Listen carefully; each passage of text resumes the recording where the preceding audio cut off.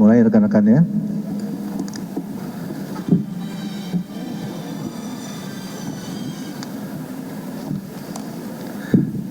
Bismillahirrahmanirrahim. Assalamualaikum warahmatullahi wabarakatuh. Rekan-rekan media, untuk kesekian kalinya Direktorat Tindak Pidana Siber Baris Krim Polri akan menyampaikan press release terkait pengungkapan yang sudah dilaksanakan beberapa waktu lalu, di mana Tindak Pidana Siber Baris Krim akan menyampaikan 2 pengungkapan kasus pornografi dengan modus operandi tertentu yang dilakukan atau diketahui beroperasi sejak 2015. Namun sebelum kita mendengar penyampaian dari penyidik, saya akan menyampaikan narasumber-narasumber nanti yang akan memberikan penjelasan di beberapa fungsi atau satuan kerjanya masing-masing. Di samping kiri saya hadir Bapak Wadir Direktorat Tindak Pidana Siber Kombes Pol Dani Kustoni. Kemudian di samping Pak Wadir ada Kasubdit 1 ya, Kombes Pol Jeffrey. Lalu hadir pula dari stakeholder yang terkait, yaitu dari Komisioner atau Komisi Perlindungan Anak Indonesia KPAI Bapak Dr. Andes Kawian ya. Kemudian hadir juga Deputi Bidang Perlindungan Khusus Anak Kementerian PPPA Bapak Nahar,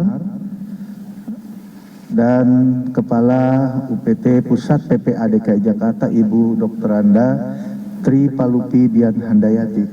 Selamat datang Bu. Pada prinsipnya ya, Polri sampai saat ini tetap berkomitmen untuk melakukan pengungkapan tindak pidana yang mana bertujuan adalah untuk atau agar masyarakat dapat melaksanakan kegiatannya, melaksanakan aktivitasnya tanpa ada rasa kecemasan. Baik rekan-rekan sekalian, mari kita sama-sama mendengarkan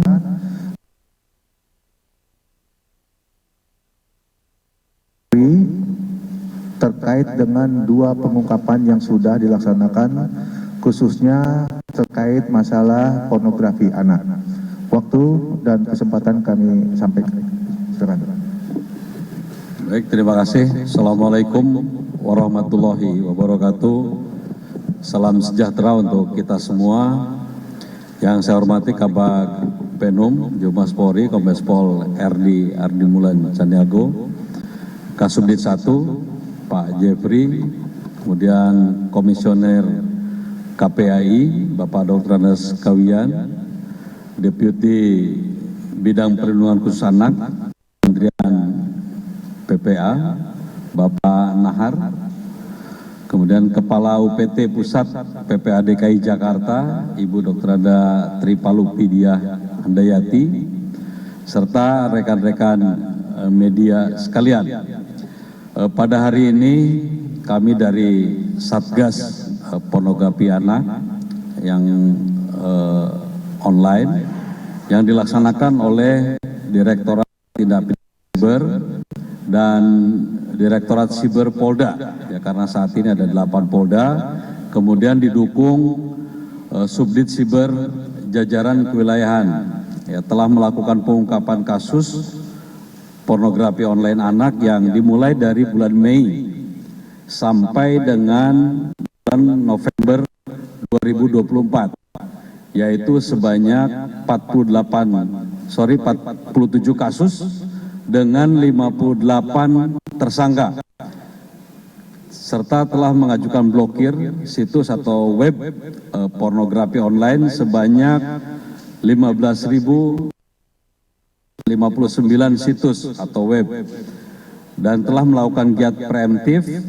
atau himbauan sebanyak 589 link kepada masyarakat.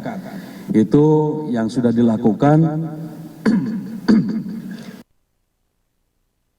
pornografi online anak yang gabungan dari Direktorat Siber sampai dengan Direktorat Siber jajaran Polda dan Subdit jajaran yang saat ini belum ada direkturnya.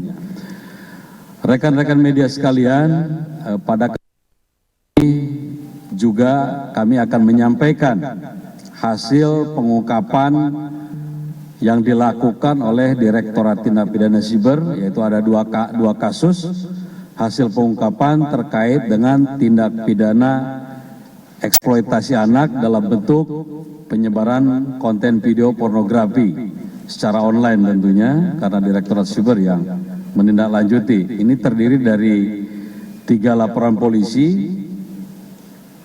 Pada tanggal 20 Oktober 2024, kami telah berhasil mengungkap tindak pidana penyebaran konten video porno melalui website bokep.cfd dan 26 domain lainnya dengan status masih aktif. Tersangka diamankan di rumah Sari, Pangandaran, Jawa Barat. Kemudian tersangka bekerja sehari-hari sebagai tenaga honorer di desa yang bertugas menjadi admin dan sekaligus mengelola website milik desa. Bahwa website pornografi yang dikelola oleh tersangka dengan link bokep.cfd ini dan 26 domain lainnya merupakan situs penyebaran video pornografi online yang dengan kategori anak-anak yang dikelola sejak tahun 2015. Adapun modus operandi dari tersangka yaitu mulai dari mencari konten video porno, kemudian membuat website dan mengunggah serta mengelola website secara mandiri. Dari hasil penyelidikan dan penyidikan yang dilakukan, diperoleh informasi dari barang bukti laptop milik tersangka yang berisi catatan domain pornografi yang diduga sebelumnya pernah dibuat dan dikelola oleh tersangka sebanyak 585 website pornografi kategori dewasa dan anak.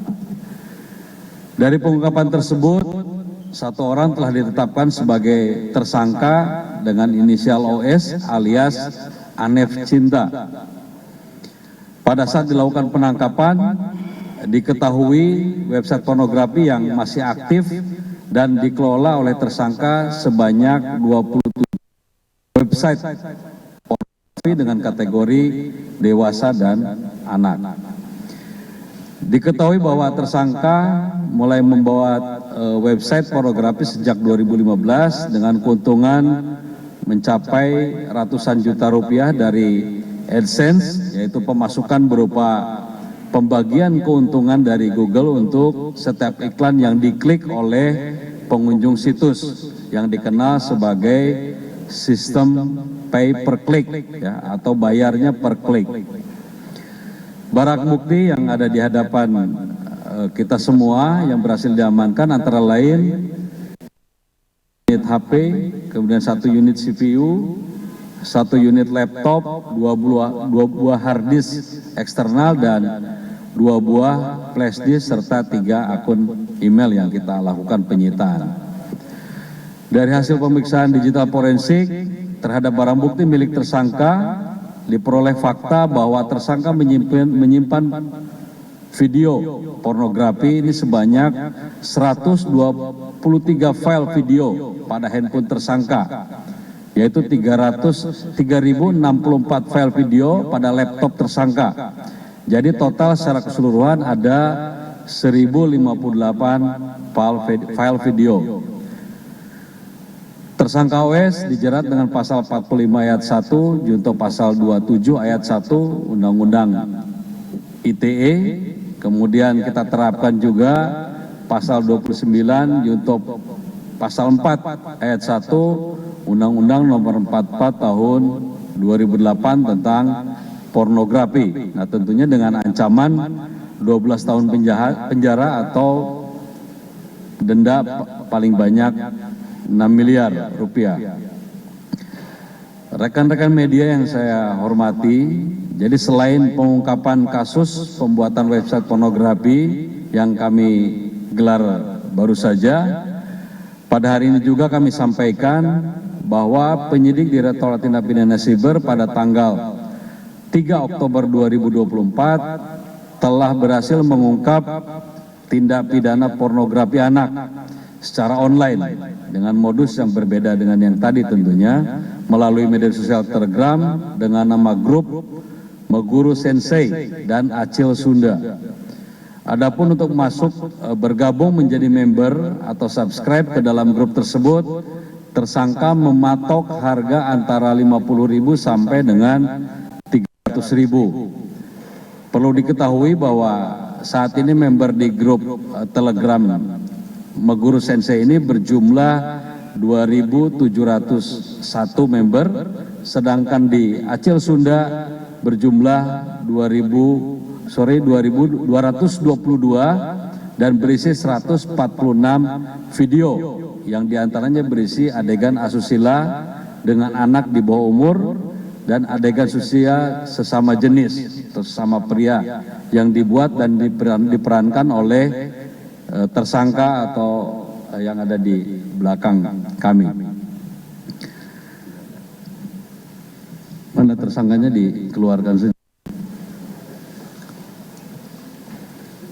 Disampaikan kepada rekan-rekan media bahwa penyidik di Tipit Cyber telah melakukan penangkapan terhadap 2 tersangka yang bisa ditampilkan dengan inisial MS dan S alias Acil Sunda, serta 1 orang anak yang berkonflik dengan hukum dengan inisial SHP dengan masing-masing peran sebagai berikut. Pertama,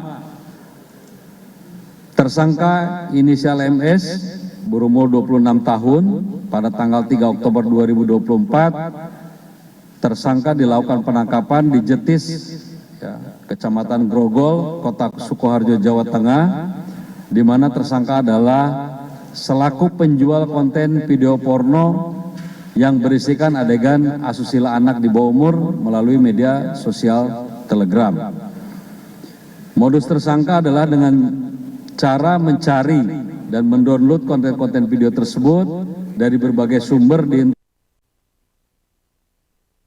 kemudian menjualnya kembali melalui media sosial grup Telegram yang dibuatnya dengan nama VIP Meguru Sensei.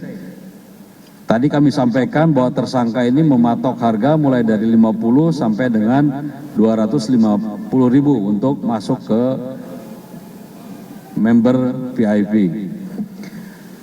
Kedua, tersangka inisial S alias Acil Sunda, usia 24 tahun, ini 7 Oktober 2024, tersangka dilakukan penangkapan di Kampung Babakan, Kecamatan Mancak, Kota Serang, Banten, di mana tersangka adalah selaku orang yang mengeksploitasi anak dengan cara membuat, pemeran, dan menjual konten video asusila anak di bawah umur. Tersangka juga yang mencari talent serta beradegan asusila dengan anak di bawah umur dan merekamnya menjadi sebuah konten video asusila, lalu disebarkan melalui media sosial grup Telegram yang dibuatnya dengan nama Acil Sunda. Nah, tersangka mematok harga 300.000 untuk masuk kepada member, kemudian juga tersangka yang menawarkan dan menjanjikan akan memberikan 1 buah handphone, ya, namun pada kenyataannya korban anak di bawah umur hanya diberikan uang sebesar 200.000. Ketiga, anak yang berkonflik dengan hukum, ini saudara ABH, inisialnya SHP, usianya 16 tahun, ABH yang berdomisili di daerah Utan Kayu Selatan, Kecamatan Matraman, Jakarta Timur, di mana ABH berperan mencari talent anak di bawah umur di lingkungan pertemanan sebayanya untuk ditawarkan membuat konten video asusila bersama dengan tersangka inisial S alias Acil Sunda dengan dijanjikan akan mendapatkan bagian dari hasil video yang dijual. Dalam kasus ini penyidik telah melakukan penyitaan barang bukti berupa 4 unit handphone, 2 unit kartu ATM, 5 buah SIM card, kemudian 2 akun channel Telegram dan 3 akun email, kemudian 1 kaos warna merah, 1 celana pendek, 1 lembar akta, 1 lembar akte kelahiran anak, 2 lembar kartu identitas pelajar. Para tersangka ini dijerat dengan pasal 45 ayat 1, junto pasal 27 ayat 1, junto pasal 52 ayat 1 Undang-Undang Nomor 1 Tahun 2024 tentang perubahan kedua atas Undang-Undang Nomor 11 Tahun 2008 tentang ITE dengan ancaman 20 tahun penjara. Saat ini korban anak sudah dititipkan di Rumah Aman UPT P3A Provinsi DKI Jakarta untuk dilakukan asesmen, pendampingan psikologis dan pendampingan hukum. Kami sampaikan kepada para orang tua serta masyarakat agar lebih waspada demi melindungi anak-anak kita serta melakukan langkah-langkah memberikan edukasi kepada anak-anak terkait bahaya yang dapat mereka hadapi di media sosial termasuk pelecehan, eksploitasi dan prostitusi. Anak di media sosial dan mengenali teman-temannya khususnya yang berada di media sosial terhadap anak-anak kita. Kemudian membangun komunikasi yang terbuka dengan anak-anak agar mereka merasa nyaman untuk berbicara kepada para orang tua. Kemudian yang terakhir tentunya menanamkan nilai-nilai moral dan agama yang baik kepada anak-anak kita sehingga dapat terhindar dari ajakan untuk terjerumus khususnya di dalam prostitusi online yang menyasar anak-anak di media sosial.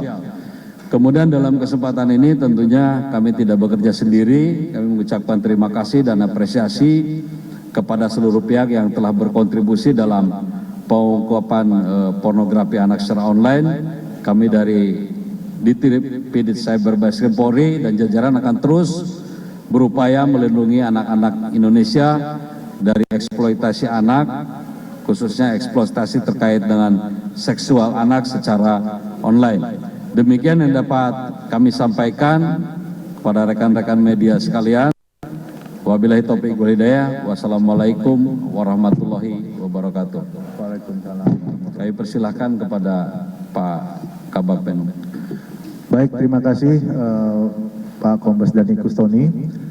Rekan-rekan, sebelum ada sesi pertanyaan, mungkin kita bisa mendengarkan dulu dari beberapa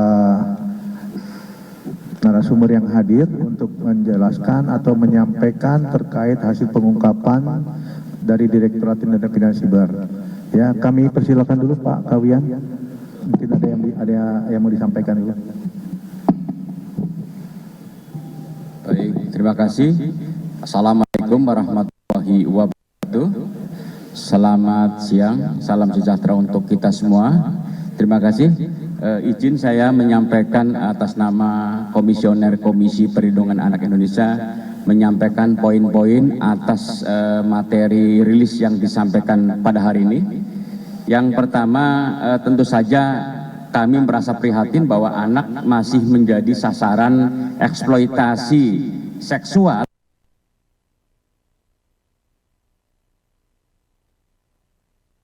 cukup banyak.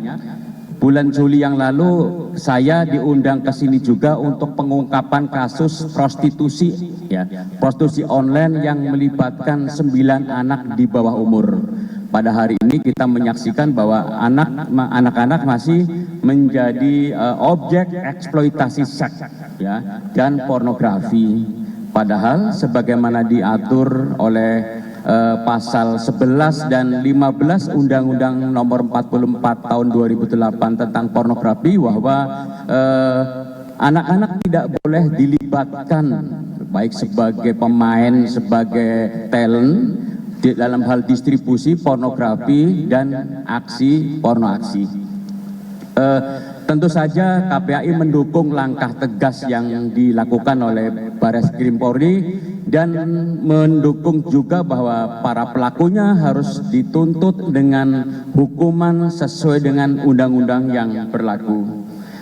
Yang kemudian kami juga mendesak Kementerian Komunikasi dan Digital, sudah berubah nama ya, Komunikasi dan Digital, powerful ya untuk melindungi anak-anak kita dengan cara melakukan tindakan yang tegas terhadap konten-konten yang beredar di ranah digital, di media sosial ya, pornografi dan sebagainya, website. Jadi juga melakukan tindakan tegas terhadap semua platform yang tidak punya itikat baik, tidak punya perspektif terhadap perlindungan anak. Pada kesempatan ini pula saya mendukung wacana yang sudah disampaikan oleh Menteri Komunikasi dan Digital yang menyatakan akan menimbang melakukan pembatasan akses anak terhadap internet dan media sosial. Saya kira kalau hari ini kita bukan lagi sekedar menimbang, tapi kita dukung segera melakukan langkah tegas, memberikan pembatasan akses anak dari internet dan digital demi melindungi anak-anak kita dari segala bentuk kekerasan yang terjadi di ranah digital. Seperti kita ketahui bahwa baru-baru ini pemerintah Australia juga sudah menyatakan kebijakan baru, yaitu memberikan pembatasan terhadap anak di bawah umur 16 tahun dari akses internet dan digital. Dan mungkin yang terakhir bahwa satu lagi ya harapan kami kepada Kementerian Komunikasi dan Digital bahwa selain judi online bahwa pornografi juga masih merupakan tantangan yang harus segera disikapi dengan sikap tegas. Saya kira Kementerian Komunikasi dan Digital dengan SDM-nya, dengan kemampuan teknologinya bisa melakukan pencegahan dan penanganan segala bentuk pornografi di ranah digital ya, yang baik yang ada di website maupun di platform digital. Yang terakhir barangkali seperti tadi disampaikan oleh Pak Wadir, bahwa kita mengajak orang tua dan keluarga untuk lebih waspada terhadap aktivitas anak-anak kita, terutama di dunia maya ya. Jadi di era digital ini anak bisa melakukan komunikasi dengan siapa saja, bisa berhubungan, menerima pertemanan dengan siapa saja dimanapun, termasuk di ruang-ruang pribadi. Oleh karena itu kita perlu, tadi sudah disampaikan oleh Pak Wadir, bahwa kita perlu memantau, melakukan pengawasan ya terhadap pergaulan anak-anak kita di ranah digital ya. Banyak anak yang tidak kenal di dunia nyata tiba-tiba berkenalan di dunia maya, kemudian anak itu menjadi korban kekerasan, korban pemerasan ya dengan berbagai cara. Saya kira itu dari kami dari KPAI, Komisi Perlindungan Anak Indonesia, sekali lagi mendukung apa yang dilakukan oleh Bareskrim Polri ini.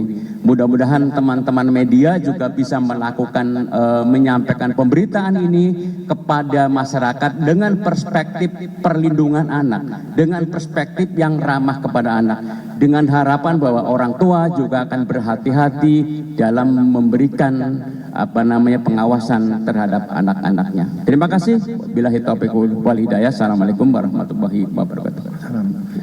Baik, terima kasih Pak Kawian, perwakilan dari Komisioner KPAI. Untuk selanjutnya kami persilakan Pak Nahar dari Deputi Bidang Perlindungan Khusus Anak Kementerian PPPA. Terima kasih Pak Kabag, Pak Wadir, Pak Kasubdit, Pak Komisioner, dan Bu Palupi sebagai Kepala UPT DKI. Yang pertama, tentu kami dari Kementerian Pemberdayaan Perempuan Perlindungan Anak dan aksi yang hari ini dirilis. Karena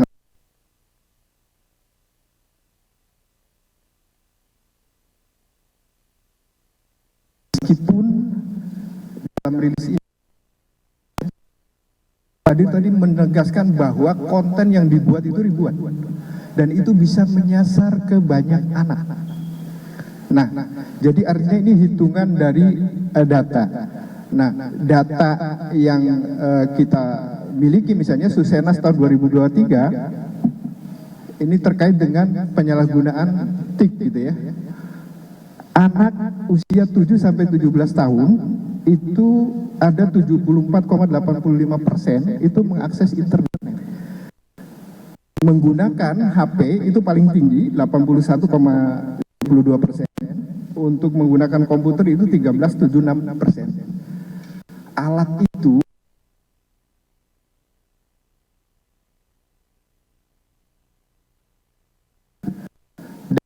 dampak kepada tindak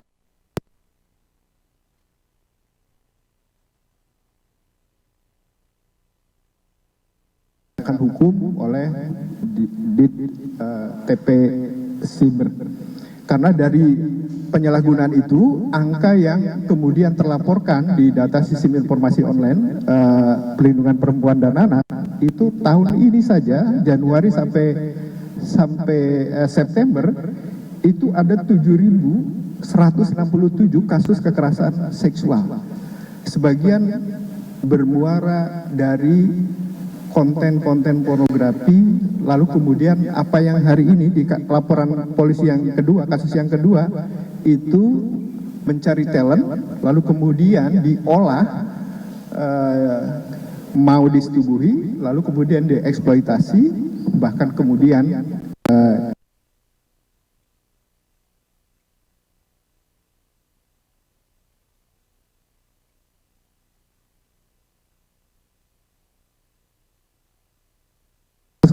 yang dieksploitasi dan diperdagangkan itu ada 85.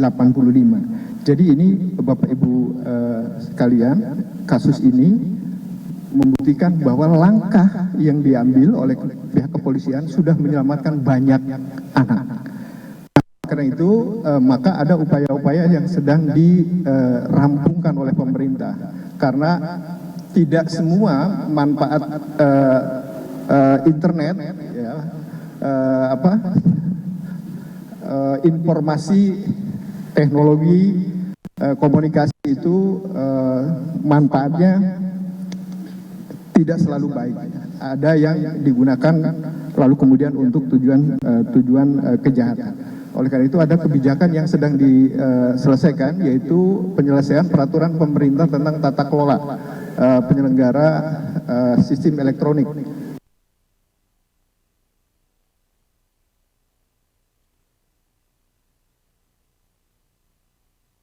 2024 dan Perpres tentang peta jalan pelindungan di ranah daring. Dua regulasi ini hasil dari sebuah kebutuhan di masyarakat. Tadi Pak Wadir sudah memberikan beberapa tips bagaimana kita semua untuk melakukan upaya pencegahan, karena penyelenggara sistem elektronik belum memberikan terhadap pelindungan. Maka 16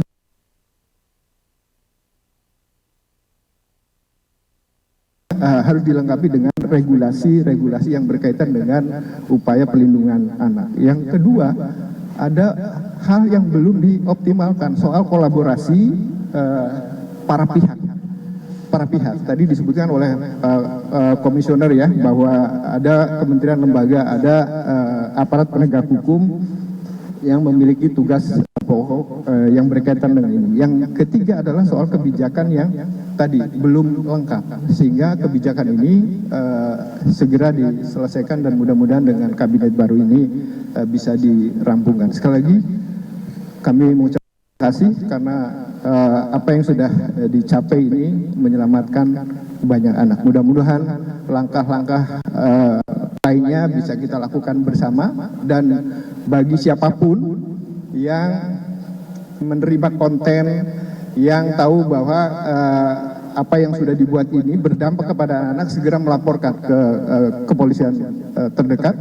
Ada 110 yang bisa dilaporkan, ada 129 untuk kekerasan anak, dan kita berharap dengan peran semua pihak untuk melaporkan konten-konten yang dilarang. Kita berharap itu bisa di take down, bisa dilakukan upaya-upaya pendalaman siapa yang melakukan dan siapa korbannya, sehingga kita berharap kita akan lebih banyak lagi menyelamatkan anak-anak Indonesia dari penyalahgunaan teknologi informasi dan komunikasi ini.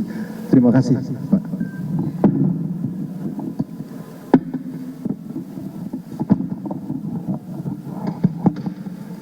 Baik rekan-rekan, yang terakhir mungkin bisa kita mendengar bersama dari Ibu Dr. Andatri Palupi Dian Handayati sebagai Kepala UPT Pusat PPA DKI Jakarta.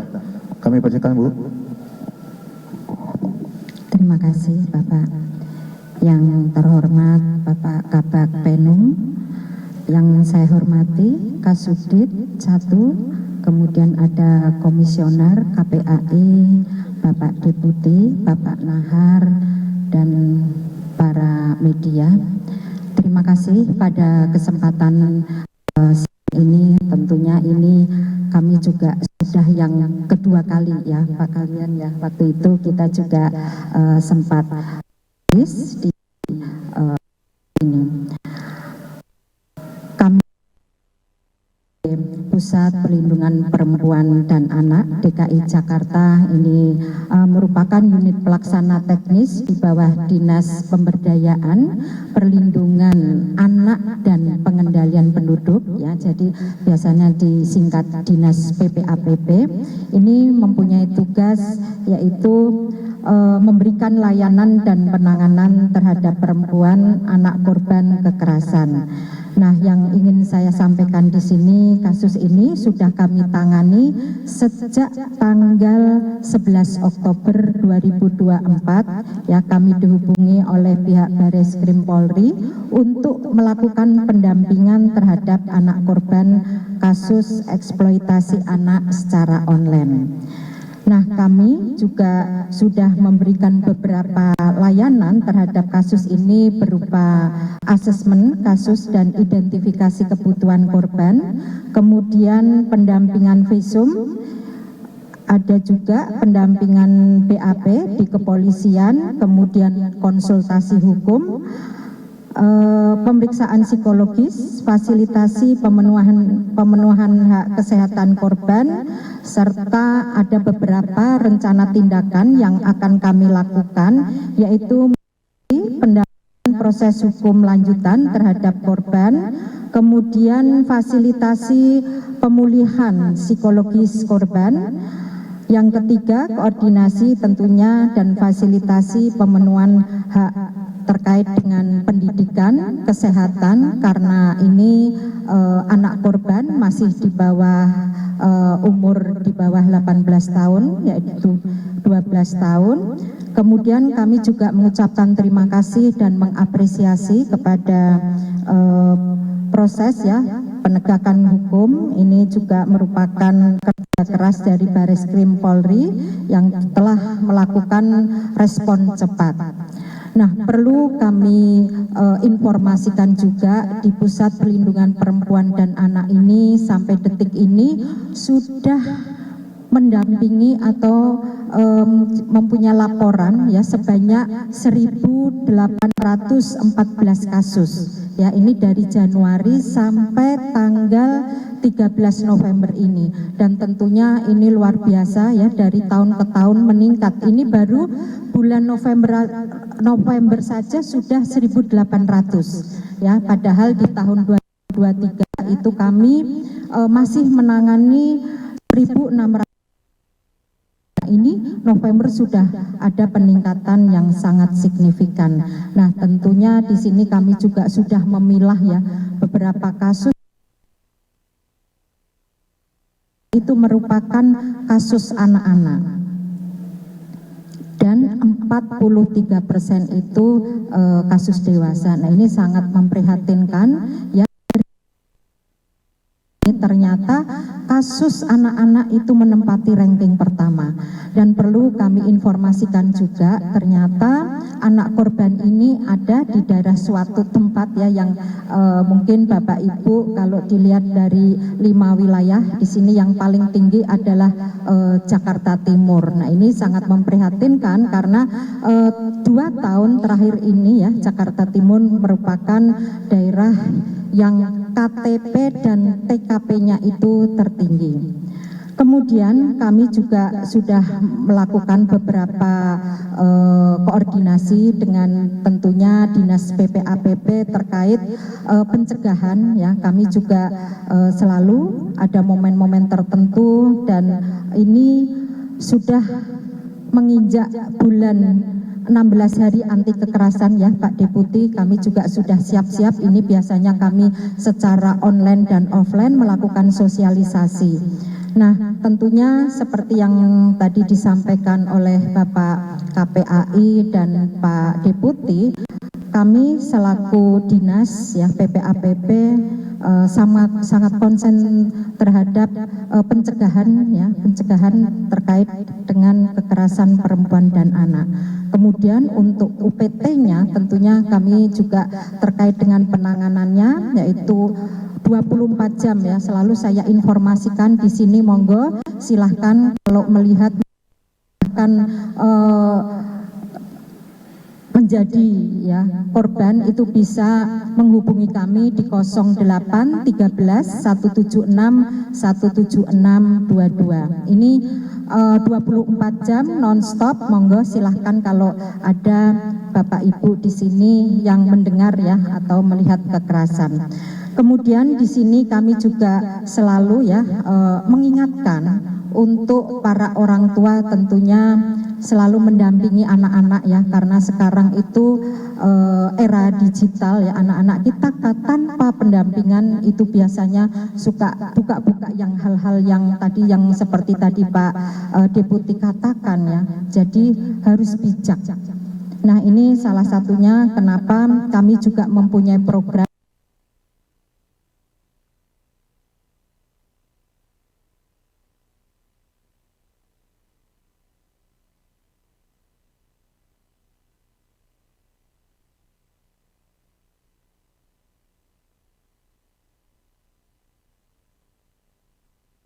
perpanjangan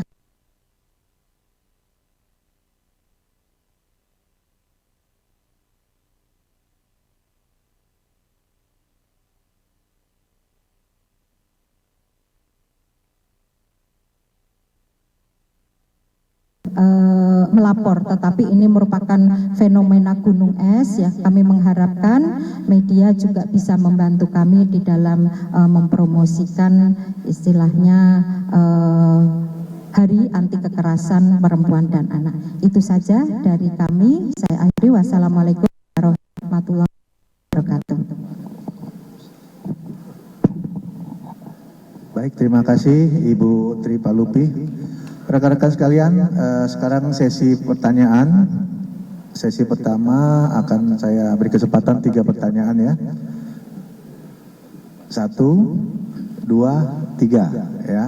Sebutkan dari mana dan tolong agak keras suaranya. Terima kasih.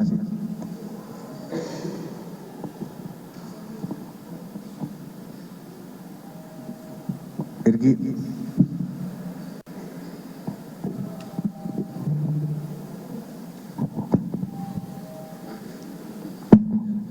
Ya Pak, saya Riana dari MNC Portal. Mau tanya, yang pertama tadi kan dari grup Telegram yang Meguru Sensei itu kan mereka tidak merekrut ya, tapi mereka dapat video dari berbagai media sosial. Itu artinya mereka memang tidak merekrut anak-anak secara langsung. Itu yang pertama. Lalu yang kedua, untuk di grup Acil Sunda, dari mana TSKS ini mengenal anak usia 16 tahun yang tugasnya merekrut anak-anak lain? Lalu anak-anak yang tadi disebutkan direkrut oleh anak usia 16 tahun itu jumlahnya ada berapa, dan kedepannya apakah mereka akan diberikan pendampingan psikologis atau seperti apa? Terima kasih. Mohon maaf, yang pertama apa yang Meguru Sensei? Yang Meguru Sensei mereka tidak dapat mereka kan dapat videonya dari media sosial, artinya mereka tidak merekrut secara langsung atau seperti apa? Ya. Baik, terima kasih. Saya akan menjawab terkait dengan Meguru Sensei. Jadi secara umum keduanya mengumpulkan seluruh